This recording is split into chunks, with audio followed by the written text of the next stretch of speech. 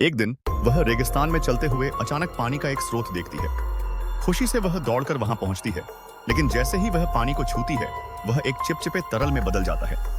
तभी उसके पीछे घोड़े की आवाज आती है, जैसे कि उसे किसी खतरे की चेतावनी दे रहा हो। अगले ही पल एक विशाल रेगिस्तानी कीड़ा जमीन से उभर आता है और भाग्य से महिला तेजी से प्रतिक्रिया देती है और किसी तरह अपनी जान बचाने में सफल हो जाती है। कि जान बचाने में एक गेंडा मदद करता है, लेकिन वह तुरंत वहां से भाग जाता है, मानो महिला को रेगिस्तान से बाहर निकलने का रास्ता दिखा रहा हो। महिला बिना समय गवाए उसके पीछे भागती है, लेकिन एक पहाड़ी पार करने के बाद गेंडा अचानक गायब हो जाता है। तभी उसके सामने विशाल रेत का तूफान उठ खड़ा होता है, लेकिन महिला हार नहीं मानती और तूफान से लड़ते हुए रास्ता पार कर लेती है।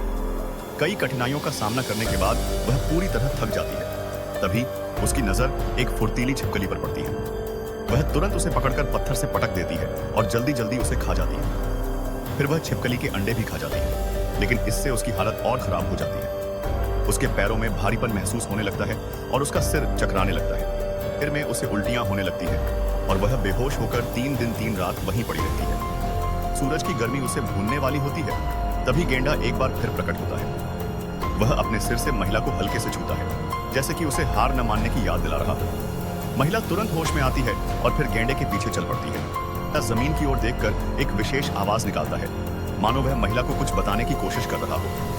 आती है और लकड़ी से जमीन खोदने लगती है। कुछ ही समय में वहां से पानी का झरना फूट पड़ता है। पानी पीती है और गेंडे को भी पानी पिलाती है, लेकिन वे एक नए खतरे में फंस जाते हैं। एक खुली जगह से गुजरते समय महिला को किसी खतरे का एहसास होता है, लेकिन इससे पहले कि वह कुछ समझ पाती, एक विशाल बिच्छू अचानक जमीन से बाहर निकल आता है और सीधे महिला पर हमला कर देता है। महिला फुर्ती से उसके वारों को चकमा देती है, लेकिन गेंडा उसे बचाने के प्रयास में बिच्छू के जहरीले पंजे की चपेट में आ जाता है।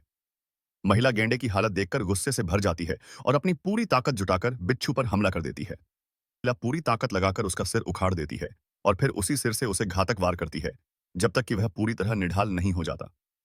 इसके बाद वह तेजी से गेंडे के पास पहुंचती है और उसकी चोटों का मुआयना करती है।